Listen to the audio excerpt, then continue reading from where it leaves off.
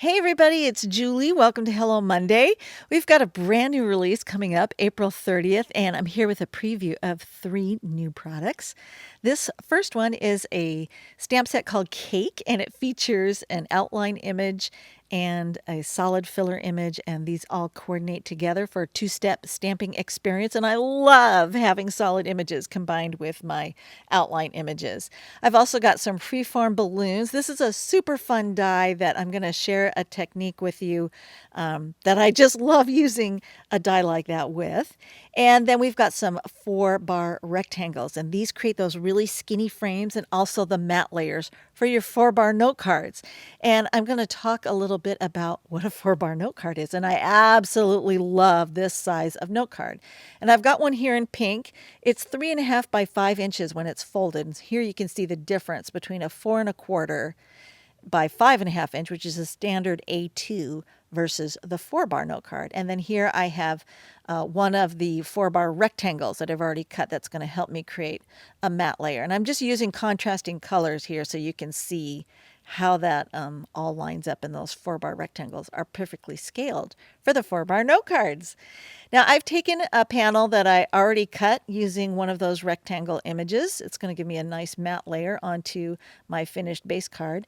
And I'm going to ink up the cake with some Distress Oxide Spiced Marmalade. I just thought it was fun, instead of using black, to try a different color.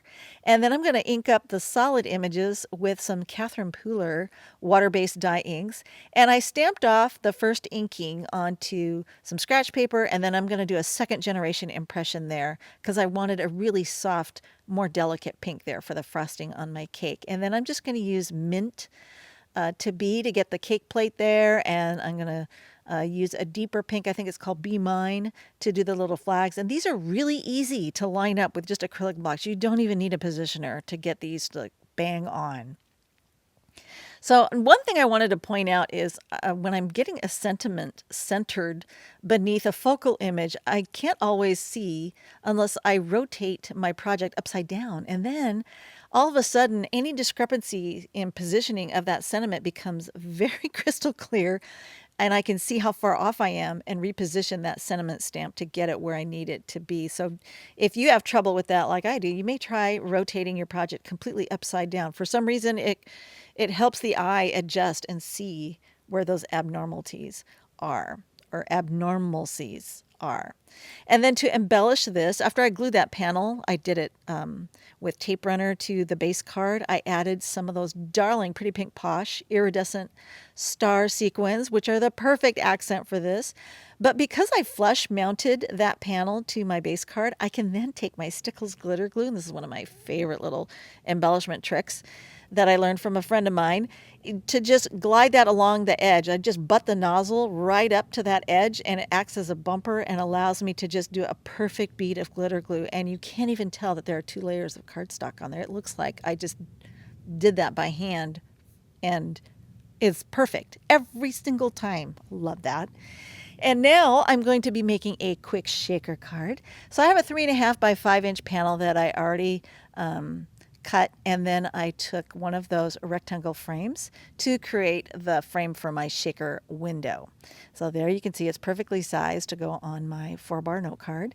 And then I'm going to take some of that double-sided sticky tape and run that along the edges to create my shaker window. Now this acetate was cut. This is the Essentials by Ellen Clear plastic. And I cut that just slightly smaller than the outer edges of that frame. So that way, if I'm off a little bit on getting it positioned on there straight, I probably won't have to trim away any excess that's overhanging the edges. So my window is perfect, and I need to create the box. So I need a double thick layer of foam tape, and the easiest way to get that nicely done is to double the foam on itself to create that double layer of thickness. So there you can see I'm just folding it on itself, and I hold it perpendicular to my work surface there so I can have the edges butt up against the table, so I get it all nice and straight instead of wonky. And then I'm just going to go ahead and trim off where that folded edge is, because I'll need to be able to peel that away on both sides. I can take my long blade scissors and trim right through and create these really strong really long, skinny strips of foam tape to create my box. So once I've got those mounted onto my window, I'm going to take a little bit of powder. I keep my embossing magic pounce tool there in a little cup I found at a garage sale. And I'm like, oh, it's perfect. Keep that on my desk. And then the powder that falls into there, I can just use for doing things like this. And this just helps keep the bits inside from sticking to the foam tape if there's any exposed on the inside there. So now I'm going to take some cupcakes that I already stamped and die cut, and I'm going to add these pretty pink posh clay confettis. They're so cute. They look like the real thing, right? But you can't eat them. Don't eat them. And then I'm going to take some of these tiny gold stars, also by Pretty Pink Posh, and just kind of do a little bit of a mix there. And then I'm going to pull away very carefully just the corners here. And I'm just going on a diagonal. And the reason for that is I can sometimes be way off on getting this anchored. I took this panel, it's slightly smaller than the frame for my shaker, and I stamped the sentiment where I wanted it, and then I'm going to mount that to the back. I find this so much easier when I'm creating shaker cards than trying to mount the whole thing to like mount a box over a card front. So nobody will ever know that there's a panel back there, and my life is much easier. So once I have those corners on the diagonal completely anchored in, I can go ahead and remove the rest of the liner, and I've got a perfect placement there. Ooh, and it's so fun to see those darling things just shake around in there. So now I'm going to take more tape runner and apply that to the back of that panel and just mount it straight up onto my 4-bar note card. Now you see I have a little mini spatula there to the right. That's just in case I'm off. And because I use tape runner, I can actually apply that metal spatula right in between the base card and the shaker box itself and pry them apart without destroying the card if I need to reposition it. So just another little trick there that I like to use. Now here's my freeform balloons. I already die cut them from some watercolor paper, and I love Canson 140 pound. It's that XL. That's my go-to watercolor paper always. And I'm just going to put tape runner on the back of it and apply it to a Teflon sheet that is clipped to a small clipboard. And I'm using some water-based dye inks to apply directly the color to my waffle flower mini Mia mat. And I'm just going to use that as a palette. So here I'm applying water, just clean water, to one of those balloons with a water brush. This is a Pentel. And then I'm going to tap, tap, tap that color from the palette into that puddle of water. Now, you don't want your puddle too puddly, but you do want it nice and wet because you want the color to kind of flow. Now, watch what happens as I start to apply water to the next balloon. As the water touches the previously painted balloon, it starts to pull the color down into it and pool it around. So I'm letting the water do the work, and this creates a really cool tie-dye effect. So I'm going to come back in here. I like to clean my brush off in between picking up new colors so I don't get mud as I'm working. And I'm just going to be really careful about allowing that to bleed into the next balloon. Now, while that's drying a little bit, I'm going to come over to this balloon here and give the other ones a little bit of time to set up and dry. Just apply a clean wash of color and then go ahead and start dropping color. And I'm not painting, I'm actually just tapping and letting the water move the color around. And as I work, you'll notice that the water, the color will move into the water, but it doesn't go beyond the realm of the water. It's kind of like a reservoir that keeps the color contained until more water touches it and it causes it to move in another direction. Now you can also use gravity by tilting your clipboard to cause one body of color to drift down into another body of water, if I'm explaining that correctly. But if you just watch what's happening here, you can see how the water is pulling the color and they're starting to mix. But I'm not painting, I'm just tapping color and dropping the color into that water and letting the water do the work. So I'm just going to continue, and I clean off my brush. Again, I go to the next balloon, but I clean off my brush and then pick up the next color that I want and start dropping color in. And it's just fun to watch this action occur and Very therapeutic. In fact, I did a bunch of these because I was having so much fun. But the thing you have to be patient with this, once you get it to where you like it, you need to set it aside and let it dry. Let it dry flat. Now you can tilt it and everything, whatever you want while you're doing this. I kind of play around with that towards the end and to see where the color drifts. You can tilt it any which direction you want.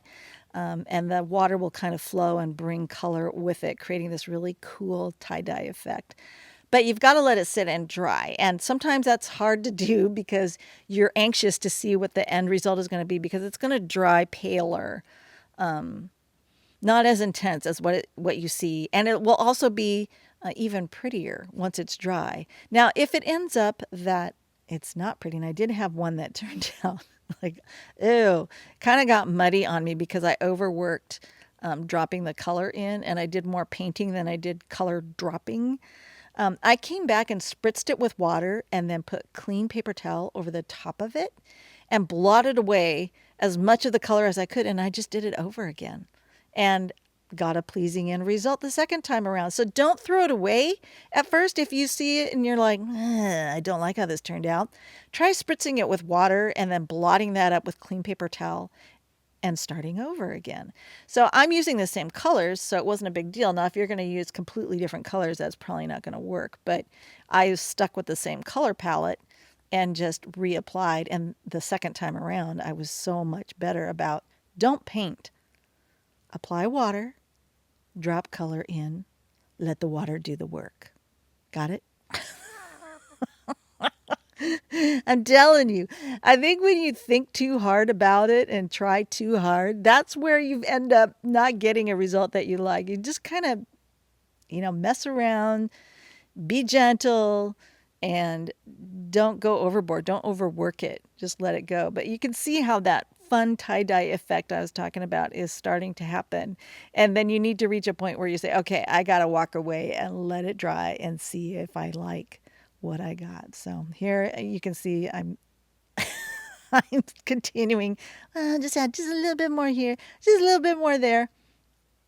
And I like to have all the outer edges for some reason filled with color. I don't know why. I think it's an OCD thing. But I had to come around and check all the outer edges and make sure that I'd gotten some color on them. I don't mind there being a white space here and there.